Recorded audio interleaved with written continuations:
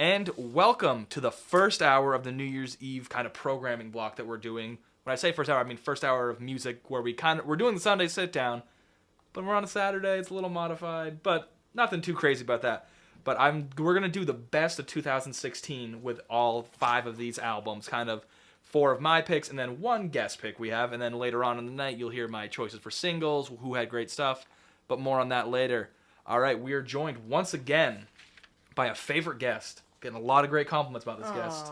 Kelsey Orestes. Hi, Hudson. Thanks for having me again. Oh, not a problem. I didn't know this was New Year's Eve you're doing this. This is New Year's Eve. Happy New Year's, everyone. Oh, yeah. Yeah, no, so I decided let's do some of the best of albums, and a lot of these albums Awesome. I've actually chose. I think 3 out of the 4 that I picked are what quote-unquote new artists with their first album. Great. So I feel that's a good way, because I'm like, I don't want to do an and plus, as you heard in the kind of little interim before this, there's certain stuff I'm saving, like Wild Nothing's next album I want to do with you, because we did the first, but I'm like, that would play, but I don't want to, it's a weird, there's a lot of albums, like I mentioned, that would go on, but unfortunately, due to certain constraints and other things working out, we won't play, but you heard those albums. But today, we're going to be starting off this kind of block of programming with Roosevelt. Kind of, I think I can't remember where he hails from, but it's somewhere in Europe. Germany. Oh, look. I did a little research. I was going to say. Just a little. I was going to say, I was going to say Germany, but I was like, I don't think it's German. But no, he hails from Germany, obviously. I think they're claiming that some of this is French. I think French produced, maybe. But I thought he did a lot of the producing. There's a lot of weirdness going on. Yeah, oh, geez, now I don't remember. I think it is. The producers of this album was had an interesting name I'd never heard of, and I thought it was a European production company. I think it is. But I don't remember the name now. But obviously, that doesn't matter. We're going to hop right in. So here it is, Roosevelt with his self-titled album, Roosevelt. All right, and that was Roosevelt with his self-titled album, Roosevelt. First thoughts? So it was really interesting. I feel like, for me, I've loved music my whole life, and I feel like I've tried to stay pretty current with music, but this is just a genre that I don't know. So it's nice that you're introducing me to something that I don't know. Nice. But it's also very interesting. I have a lot of questions about it, and I feel kind of old, too, because I'm wow, I don't understand what these kids are doing these days. It's really strange. All right. So, well, if you got questions, let's just start asking them. Well, so, first of all, I really liked the album. The intro, automatically, I really liked. It sounded like early Pink Floyd to me. Yeah. I liked that a lot, like Syd Barrett, Pink Floyd, their first things. And then it went into Wait Up, which I felt like was right out of the 70s. Yeah. And then into Night Moves, which I felt was more 80s. So, again, it's all these things that I'm able to draw on, but in this new context. So what I was wondering is, would this be classified as EDM? I want to say no, because I think EDM is a lot more like, I know you haven't heard the song, but for other listeners, I think around my age, I don't know, because this is like a weird Hudson Darren kind of song. A Pretty Rave Girl, where there is lyrics, but they're kind of very, not repetitive, but there's 2 verses, if that, and then the chorus is all just electronically produced sounds, music, and stuff. So who is that by? X-Ray, I want to say. So yeah, I don't even know. The only reason I could pull that song is because I'm going through playlists right now and making one that before 2013, I'm making a playlist of all my high school songs, and that's a couple songs that I'm trying to think. Porter Robinson would be another kind of more EDM guy, but I feel this is more electronic. I'm gonna put them kind of in the same zone as Daft Punk in a way. Okay. Current Daft Punk, actually. Yep. Their So, but yeah, no, and there's a lot more. I feel it's a lot more synth. If I had to say anything synth, I would probably classify. So is there a difference then between is synth, would you say a little bit of offshoot of the EDM genre, or just a different thing? I would say it's an offshoot, but I feel like synth inspired EDM just because you could see what you did with the Moog Modular and stuff like that, like the stuff that Giorgio Moroder was doing, where people were like, wow, he's using this in a new way, let's try doing. So I feel like obviously in the 80s you heard a lot of synths and stuff and people exploring that. Absolutely. So I feel like EDM is just being like, okay, we can make things with computers, but let's go one step further. I'm going to make a whole album of just computer sounds. Right. So in that leads me to another question, because obviously he's singing on this. Yes. But I was thinking, so the EDM, and I only know like the probably pretty mainstream ones at this point, like Diplo. And I was gonna say Skrillex, like people like that. Who are like mainstream. Those are the ones I've heard of, really. But do they sing, or is it just all mixing and computer stuff? I know. I used to call him Skillrex for some reason. I don't know why. Skrillex used to. I know. I think recently he started doing stuff. I want to say I'm not 100%, but I know a lot of them. They either just get generic people or like Calvin Harris is another one I think who's a little in EDM, a little electronic, where he gets like Ellie Goulding, like Taylor Swift, like Rihanna, like people like that. Yep. To come in and sing his hooks and all that, and the lyrics, I guess, but. What he's doing is I think he sings on like one or two, but like he's doing like all the mixing and all that stuff rather than. Okay, and then so I'm listening to this and that's where I started questioning, because obviously he's singing. He had some great lyrics. I liked which song? Night Moves. Night Move. In my notes I have the opening 3 songs, which I'm including intro in that because that's the synth kind of. Yep. The open 3 songs for me are just like. What drove it home for me to be like, I have to play this album. Yeah. Which is intro, Wait Up, and Night Moves. Just. And then what I liked a lot was Heart. That's actually that and Colors are my 2 favorite songs. Heart, yes. Yeah. That's what I wrote down. That's what I wrote down. That's funny. That's funny. Yeah, no, I don't know. I mean, I've been looking through. I have a weakness for songs that have Heart as the name. Yeah. But like that song, like when you're like I don't know, like just everything about it is great. And then of course Colors. I don't know what it is, but like I think it's the dark. I call it dark synth. I don't think that's a name for it, but like the darker synth and then when you left, you took your colors. Yeah, those were my 2 favorite songs, and the lyrics in those 2 I think were the ones that I was like, okay, I can connect to this, and the Colors I really liked. I don't know, the rhythm, like it was a repetitive loop with the synthesizer that, but it wasn't like. Quote unquote synthy, like it just I don't know, it wasn't like over the top. Well, that's what I feel like he did. It was like their synths, like obviously that's what he's using, the nostalgia to like bring you back to be like obviously like you said 70s and 80s. I read a review that like this is what if disco hadn't have quote unquote died, this would have been the bridge. I can see one of the bridges where like okay, I'm doing great songwriting, all this stuff, there's dance beats. But I'm fading in more to the synthesizer and repeated stuff like that. I can see that. I would agree with that. Absolutely. I felt like with Colors, out of all the songs, so Dancing, that was the one that I said because of that kind of repetitive loop. I felt like I could see how people would really want to dance to that. I was looking. I was doing a little research and I found Total Confusion Party, which he was a part of, and it was. I think in Copenhagen, but it was I think a once a month dance party. Oh wow! That was held, and it started at one place, and then it moved to another place. But they had resident DJs, and he was a resident DJ. I could see that. But it made me think. So I read he was born in 1990, so he's 26. Yeah. This Total Confusion Party ended in 2014, and they brought him back in 2014 as a guest DJ because he had been formerly a DJ there. So he was DJing in Germany probably in his, I bet, late teens or early 20s. So he's been around for a while before I think we've heard him. Yeah, no, I know that in 2012 I think he released, I know like 1 or 2 songs from this album. I don't know if they were in completed versions or not, but I know he released a couple things. But yeah, no, I've noticed over in Europe, if you want to be a DJ or like a kind of producer like this, you start young. Like this kid, I don't know if you heard of him. I think Madone or Maddie. People call him Madion. I don't think that's right. I think it's Madone. But Madone, he was doing remixes of all these songs. Like this girl Yelly, I think it's QV2, was the song. But he was a teenager when I was in high school. I think he's younger than me by a year or 2.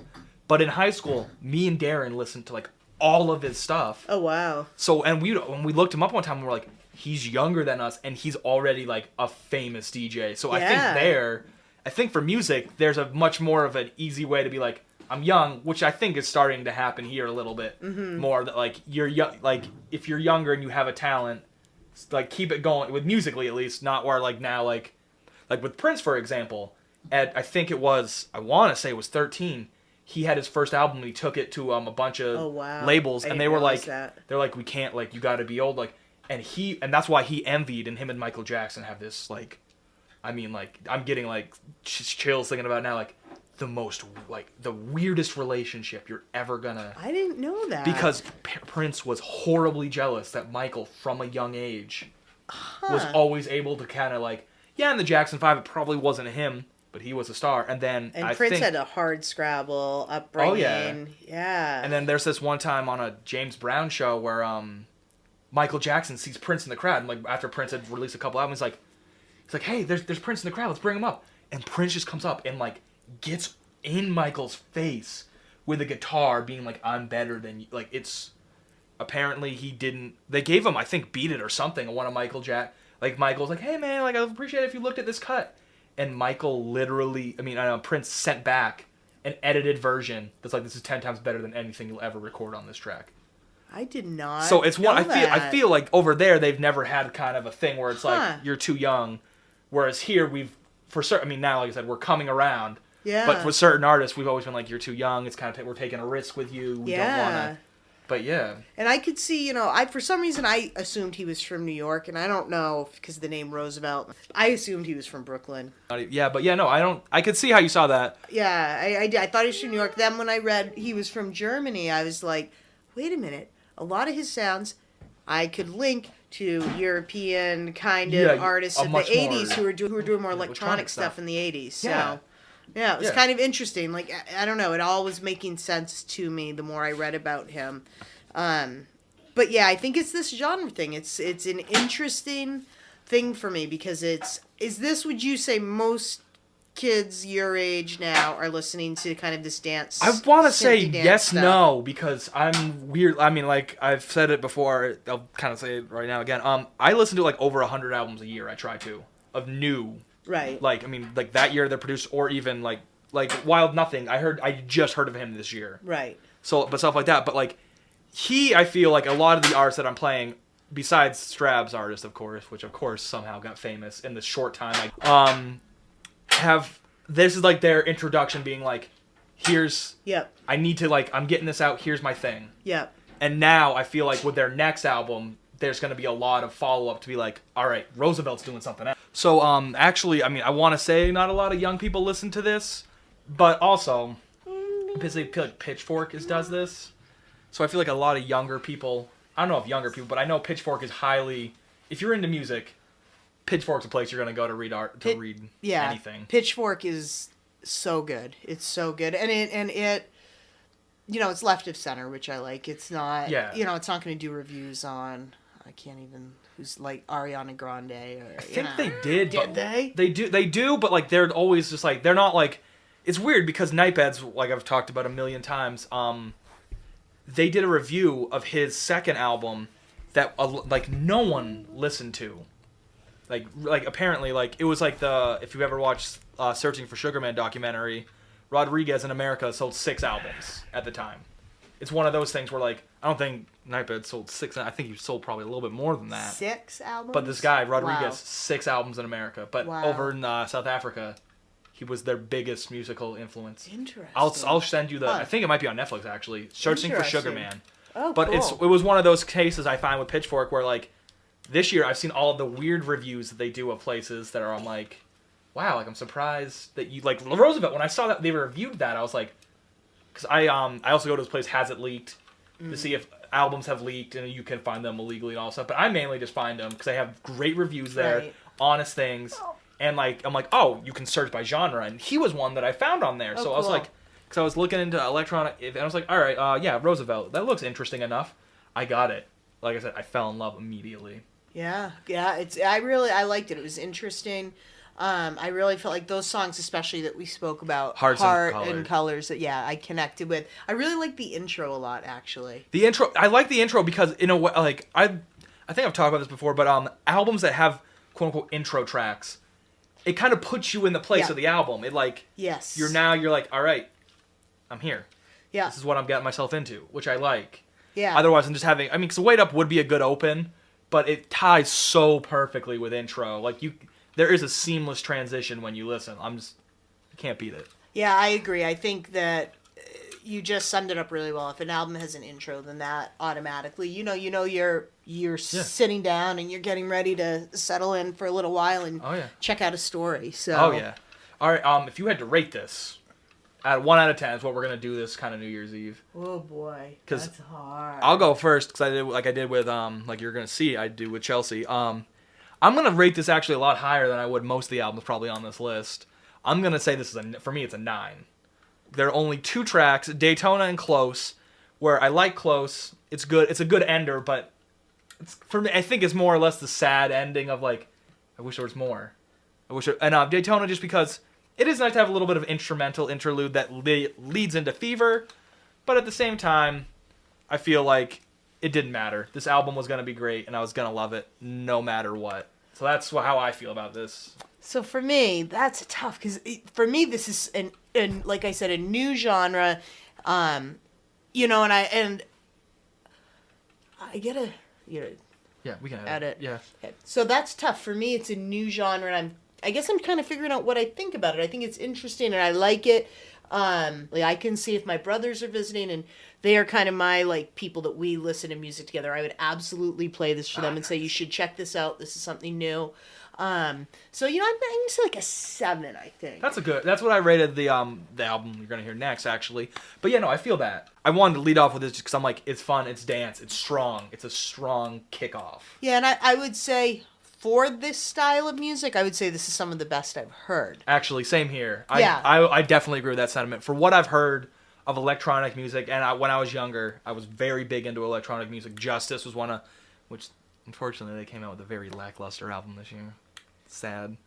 No, not Justice. The band Justice. Yeah, but yeah, no, he overall for his genre was phenomenal. Yeah, I think he does it really well, and it's electronic music, but I could feel, and this is funny because of the name of the song, Heart, but I could feel that it had a heart. Like it had a human element to it. It did. And actually on one of the songs, I had written, I'm going to see which song, Belong. I had written that there was a depth to it in the sound of the synthesizer and in the sound of his voice. So the fact that, I think electronic is, it could...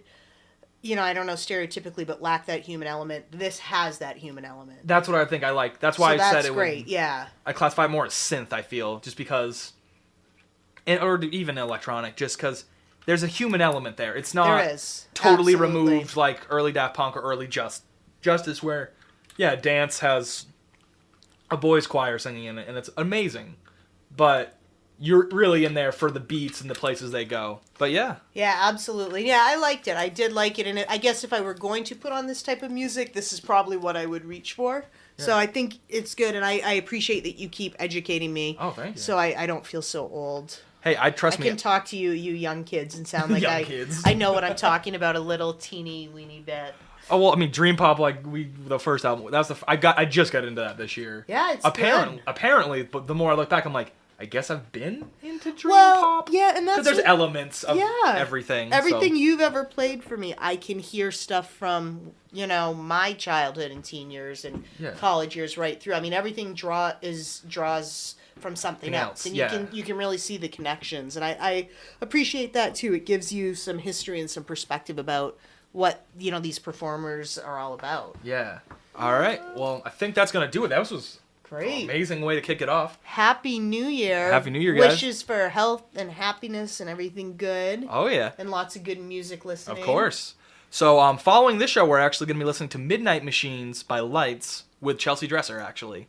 And then following that is Strab. Following that, I'm going to keep a little bit of a surprise for a little bit until I can nail down some last-minute things. But, yeah, so obviously, thank you guys for listening once again. Hope you keep listening to all these albums that we're going to play throughout the night.